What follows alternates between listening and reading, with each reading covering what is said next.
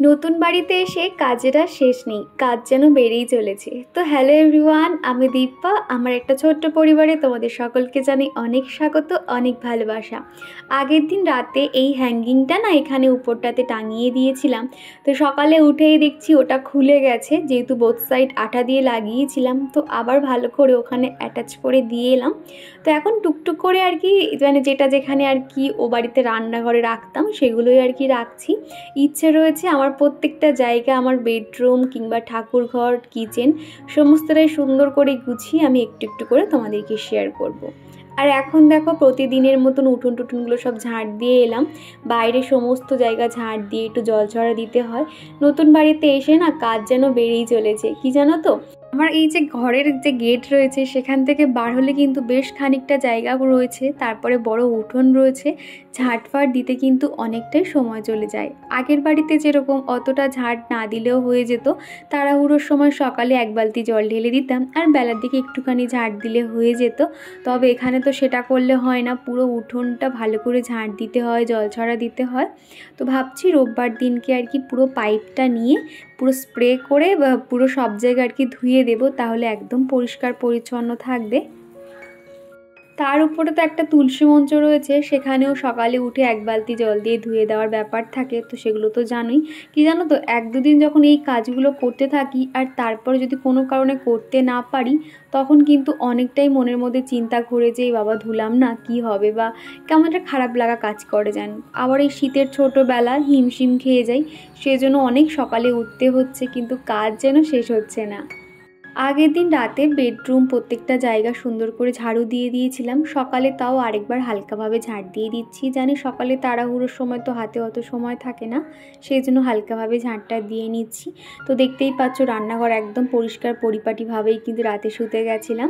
আর যেহেতু আমি স্নান করব, সেই জন্য দেখো বালতিতে গরম জল বসিয়ে দিয়েছি। এইভাবেই আর কি জল গরম করি, তা না হলে না ওই ঠান্ডার মধ্যে স্নান করতে কিন্তু অনেকটাই কষ্ট হয়। এদিকে তো দেখতে পাচ্ছ জলটা একদম গরম হয়ে গেছে, ধোঁয়া ছেড়ে দিয়েছে। তো ভাবছি তাড়াতাড়ি করে নিয়ে আমাকে স্নানটা আবার সেরে নিতে হবে। আগের দিনের ভিডিওতে কোনো একটা বন্ধু কমেন্ট করে বলেছিলে যে দিদিভাই বাসি নাইটি পরে তুলসী মঞ্চতে হাত দিতে নেই।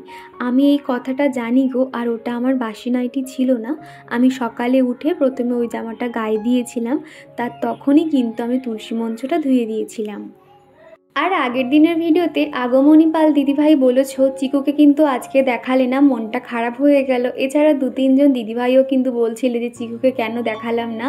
কি জানো তো, আমারও খেয়াল ছিল না যে চিকুকে আজকে ভিডিওতে নিতে পারিনি। তো যাই হোক, আমি নেক্সট ভিডিওতে কিন্তু ওকে অবশ্যই দেখাবো। আর তোমরা যে আমার ভিডিও ফুল ওয়াচ করো, এটা আমার ভীষণ ভালো লাগে। এবং চিকুকে না দেখালে যে তোমরা ওর খোঁজ খবর নাও, সেটাও ভীষণ ভালো লাগে। তোমাদের কাছে একটাই চাওয়া, এইভাবে তোমরা আমার পাশে থেকো। আর গেটের সামনে ঠিক এই জায়গাটা একটা নেট লাগানো থাকে। তো তখন কি করি জানো তো, মেন গেট থেকে একদম ধুলো বার করে এই জায়গাটাতে দিয়ে দিই। আর যেহেতু এখানে বাসি ধুলোবালি আর কি মানে ফেলি, সেই জন্য এই জায়গাটা একটু জল দিয়ে ধুয়ে দিই। আর এখন এই যে বললাম না জল গরম হয়ে গেছে, সেই জন্য স্নান করে নিয়েছি আর একটু মাথায় শ্যাম্পুও দিয়েছি। এই শীতকালে দেখবে আমাদের তো ড্যান্ড্রাফের মতন সমস্যা হয়, সেই জন্য 1-2 দিন অন্তর একটু ওই শ্যাম্পু করে নিতে হয়। আমি কিন্তু ওশেনের রিটা শ্যাম্পুটা ব্যবহার করে থাকি, এতে কিন্তু সারা শীতভর আমার মাথায় একটুও খুশকি থাকে না, একদম স্ক্যাল্প পরিষ্কার থাকে। তো সেই জন্য বলবো শীতের দিনে একটুখানি 1-2 দিন অন্তর শ্যাম্পু করবে, তাহলে দেখবে চুলও ভালো থাকবে, একদম হেয়ার ফল হবে না। আর এখন এই যে আজকে একটু সানস্ক্রিন মেখে নিয়েছি, কেননা বেলার দিকে যখন জামা কাপড় তুলতে যাই তখন তো বাইরে ভালোই রোদ থাকে, তখন তো স্কিনে রোদ এসে পড়ে। সেই জন্য ভাবলাম আজকে আর ময়শ্চারাইজার দেবো না, সানস্ক্রিন মেখে নিই। আর তারপরে লিপ বামটা দিয়ে নিয়েছি। আর তোমরা তো আগের দিনে তোমাদেরকে লিপ বামের নাম বলে দিয়েছি, ব্লু হেভেনের লিপ বাম, লাভ ক্রিম আর কি, ভীষণ ভালো একটা লিপ বাম। তো তারপরে দেখো ঠাকুরের থালা বাসনগুলো মেজে নিচ্ছি। সকাল সকাল যদি স্নান আর ঠাকুর পুজোটা হয়ে যায় না, তাহলে কিন্তু অনেকটাই নিশ্চিন্ত লাগে আর একটা আলাদা এনার্জি কাজ করে। আর আমি তো সকালে উঠেই জানো ঠাকুরের নাম শুনতে শুনতে আমার কাজকর্মগুলো হয়ে যায়। আর অরুন্ধতী দিদিভাই বলেছো তোমার ভিডিও পুরোটাই দেখলাম, তোমার ভিডিও খুব ভালো লাগলো আর তোমার কথাগুলো শুনতে খুব ভালো লাগে, তুমি যে আমার নামটা নিয়েছো আমি অনেক খুশি হয়েছি। তো দিদিভাই কি জানো তো, তোমরা তোমাদের মূল্যবান সময় থেকে আমাকে কমেন্ট করবে আর আমি সেই কমেন্ট রিপ্লাই করব না, সেটা কখনোই হতে পারে না। আমি সবসময় আমার ভিডিওর মাধ্যমে তোমাদের কমেন্টগুলো পড়ার চেষ্টা করি, আমার মনে হয় এটা আমার দায়িত্বের মধ্যে পড়ে। আর এবং তোমাদেরও যেরকম ভালো লাগে আমারও কিন্তু তোমাদের নামগুলো বলতে খুব ভালো লাগে।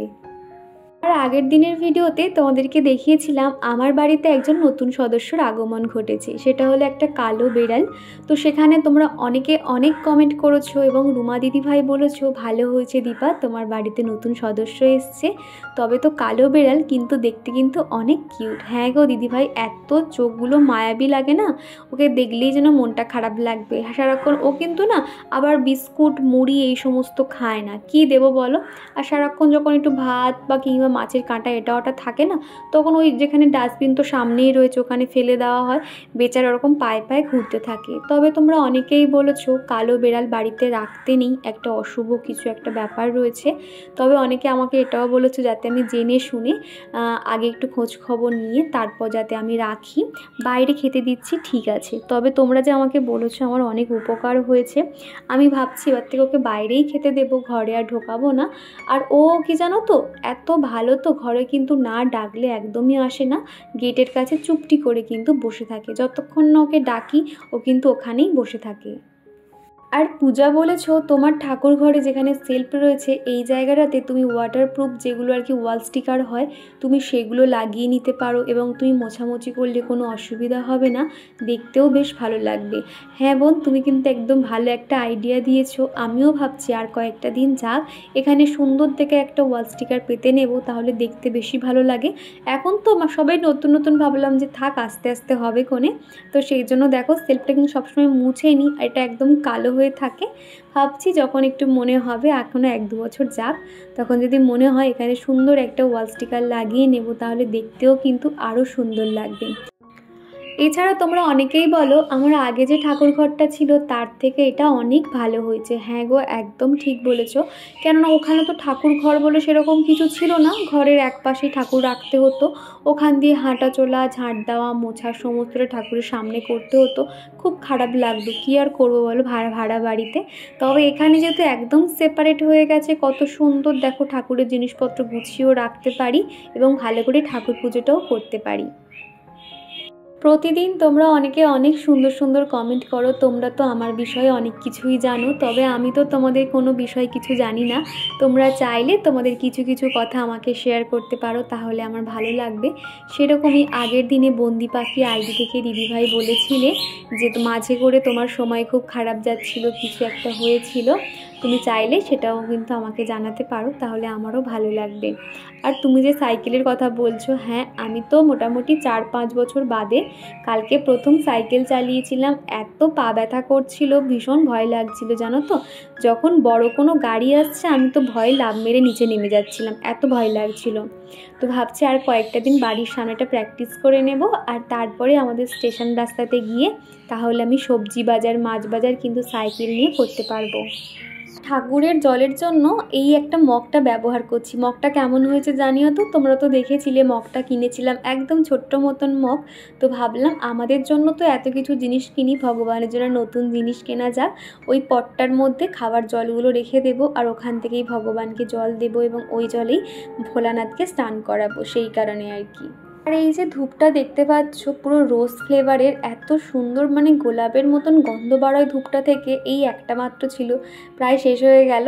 তো ভাবছি আর কয়েকটা দিন বাদে এই ফ্লেভারের একই ধূপ কিনে আনবো, এত সুন্দর না গন্ধটা, সারা বাড়ি পুরো একদম রোজ ফ্লেভারের ধূপের গন্ধ পাওয়া যায়, ভীষণ ভালো লাগে। এই নিয়ে মোটামুটি আমাদের এই ডিব্বাটা আনা হয়েছিল 1.5 মাস মতন, কিন্তু খুব ভালো করে হয়ে গেল। এছাড়াও লম্বা ধূপ রেখেছি। আর এখন করে প্রতিদিনই চেষ্টা করছি সকাল সন্ধে হনুমান চল্লিশাটা বই পড়ার জন্য। আর তোমাদের মধ্যে কোনো এক বন্ধু বলেছিলে হনুমান চল্লিশা আসনে বসে পড়তে হয়, তবে কি জানো তো সব সময় তো হাতে সময় থাকে না, এক সময় দাঁড়িয়ে হনুমান চল্লিশাটা হয়তো পড়লাম। তবে আজকে একটু সকাল সকাল উঠেছি, সময় পেয়েছি, সেই জন্য দেখো আসনে বসে হনুমান চল্লিশাটা এখন পড়ছি। আর তারপরে কিন্তু চিকুর পাপা ঘুম থেকে উঠে গেছিলো, তো এখন ওদেরকে চাটা দিয়ে এসেছি। আর এখন এই যে বিছানাটাকে পরিষ্কার করে নিচ্ছি।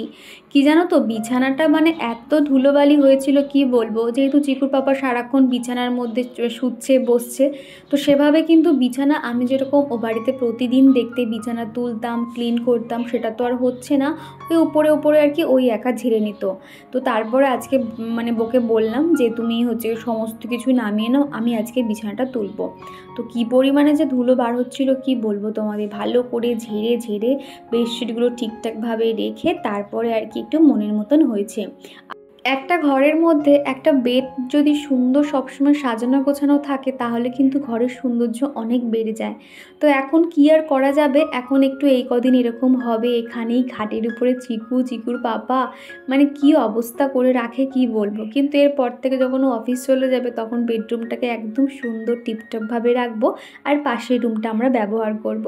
আমার তো ভীষণ ভালো লাগে সাজানো গোছানো জিনিস দেখতে, তবে বাড়িতে বাচ্চা থাকলে তো সেটা হয় না। তবে আমরা মায়েরা কিন্তু এই টিপসগুলো ফলো করতে পারি। সকাল থেকে এই যে বিছানাটা মানে যখন পরিষ্কার করে নিচ্ছি তারপর থেকে কিন্তু বিছানার একদম উঠতে দিলে হবে না। পাশে আরও একটা যে রুম থাকবে সেখানে কিন্তু ওদের খেলনাগুলো দিয়ে আসতে হবে যাতে সেখানে বসে খেলে। আজকের ভিডিওতে ভেবেছিলাম যে আমার রুম ডেকোরেশনগুলো তোমাদেরকে শেয়ার করব, তবে আজকের ভিডিওটা অনেকটাই বড় হয়ে গেছে, সেই জন্য তোমাদেরকে আর শেয়ার করছি না। তবে পরের ভিডিওটা কিন্তু দারুণ ইন্টারেস্ট আসছে। আমার বেডরুমটাকে একটু সুন্দর করে সাজাবো, একটু ডেকোরেশন করব, সেটার একটু ভিডিও আসছে। তো কালকের ভিডিওতে তোমরা অবশ্যই দেখতে পারবে। আর আজকের মোটামুটি দেখো এইটুকুনি আর কি গুছিয়ে নিয়েছি। আর এই ঘরটা না একদম কিন্তু নতুনের মতন পরিষ্কার, একটা জায়গায় একটুখানি রঙগুলো উঠে গেছে, তবে একদম পরিষ্কার। আর সেরকম না খুব একটা যে সব দিকে যে অ্যাঙ্গেল করা রয়েছে সেখানে কিছু হ্যাং করব সেরকম কোনো জায়গা নেই, খুব কম জায়গা আর কি। আগের বাড়িটাতে যেরকম আর কি ছিল এটা কিন্তু সেরকম নয়। তো ওই জায়গাটা ছোট একটা পেরেক মতো লাগানো ছিল, ওখানে আমি ওই হ্যাঙ্গিংটা দিয়ে দিয়েছি। তো মোটামুটি এইভাবে একটু করে বেডরুমটাকে সাজিয়েছি, পরের ভিডিওতে অবশ্যই তোমরা দেখতে পারবে। আর এখন এই তো সকালবেলা চিকুর পাপা আর কি চিকেন এনে দিয়েছিল বলতে গেলে ফোন করেছিল, তো ওই কাকু এসে দিয়ে গেছে আর কি। তো ভাবছি আজকের প্লেন মাংসর ঝোল করব, আর চিকুর জন্য একটু ডাল বানাতে হবে। তোমরা তো জানোই প্রতিদিন আমাদের বাড়িতে ডালটা করতে হয়, কেন চিকু হচ্ছে কি ঝাল একদমই খেতে পারে না, তাও আগের থেকে একটু খাওয়া শিখেছে। আর কেউ একজন জিজ্ঞাসা করেছিলে চিকুকে যে চিকেনটা দাও সেটা কি তুমি ধুয়ে দাও? না, আমি একদমই ধুই না, আমরা যেরকম ঝাল চিকেন খাই সেরকমই কিন্তু ওকে দিই। আর ও কিন্তু আগের থেকে এখন খেতে পারে, কোনো অসুবিধাই হয় না। আর জয়িতা বলেছ তোমার আজকের ভিডিওতে ফুচকা খাওয়া দেখে আমারও ভীষণ ফুচকা খেতে ইচ্ছে করছিল, তাই আমিও আজকে ফুচকা খেয়েছি। হ্যাঁ গো জয়িতা, একদম ঠিক বলেছো। ফুচকার জিনিসটা এমন তো কেউ খেতে দেখলে বা কোনো ছবি দেখলে কিন্তু আমাদের সবারই কিন্তু খেতে ইচ্ছে করে। আমারও তো সেরকম হয়, ফোনে হয়তো রিলসে একটু ফুচকা দেখতে পেলাম, তখন শুধু মনে হয় ইস আমি যদি ফুচকা খেতে পারতাম। আশপাশে তো কোনো দোকানপাট ছিল না, তবে এখানে কিন্তু আমি একা গেলেই কিন্তু ফুচকা খেয়ে আসতে পারি। আর এখন এই যে পেঁয়াজগুলো প্রত্যেকটা ছাড়িয়ে নিয়েছি, তো ভাবছি খানিকটা পেস্ট করে দেব আর খানিকটা ছোট ছোট টুকরো করে দেব। আর যুথিকা দিদিভাই বলেছিলে তোমার যে অনিয়ন চপারটা রয়েছে সেটা কিভাবে ইউজ করতে হয় তুমি একদিন শেয়ার করো। তো ঠিক আছে যুথিকা, আমি পরের কোনো একটা ভিডিওতে যখন ওই চপারটা ব্যবহার করব কিভাবে ব্যবহার করতে হয় ডিটেলসে আমি দেখিয়ে দেবো। আর ভীষণ ভালো একটা জিনিস গো, মানে খুব চটজলদির মধ্যে কিন্তু খুব সহজে হয়ে যায়, যে কোনো জায়গায় তোমরা ওই চপারটা ব্যবহার করতে পারবে। পরের ভিডিওতে আমি অবশ্যই শেয়ার করছি। আর এখন দেখো এই চপারটা দিয়ে পেঁয়াজগুলো কেটে নিয়েছি, এখন আদাগুলো লম্বা লম্বা করে কেটে নিয়েছি, আর রসুনগুলো তো ছাড়ানো হয়ে গেছে। এবার মিক্সার গ্রাইন্ডারে দিয়ে পেস্ট করে নিতে হবে। আর আগে যখন আমি ওই শিমের ভর্তাটা দেখিয়েছিলাম তোমরা অনেকেই বলেছো শিম ভর্তা খেতে খুব ভালোবাসো, অনেক দিদিভাইও বলেছো যে তোমাদের হাজবেন্ডও খেতে খুব পছন্দ করে। আমার যে কোনো ভর্তা কিন্তু খেতে ভীষণ ভালো লাগে, তবে চিকুর পাপা কিন্তু কোনো ধরনের এরকম ভর্তা খেতে পছন্দ করে না। আমিও যখনই বানাই একটু একার মতন বানিয়ে নিই, আর খেতে কিন্তু দুর্দান্ত লাগে গরম গরম ভাতে। বিশেষ করে এই শীতকালে কিন্তু একটু 2-3 রকমের ভর্তা হলে কিন্তু তাই দিয়েই খাওয়া হয়ে যায়। এক এক সময় শিমের ভর্তা কিংবা হচ্ছে কি বেগুনের ভর্তা আমি এরকম বানিয়ে নিই, খেতে কিন্তু দুর্দান্ত লাগে। মানসী ভ্লগ আইডি থেকে এক বনু কমেন্ট করেছো দিদিভাই তোমার ভিডিও দেখতে খুব ভালো লাগে। তো মানসী তোমাকে জানাই অসংখ্য ধন্যবাদ, এইভাবে আমার পাশে থেকো।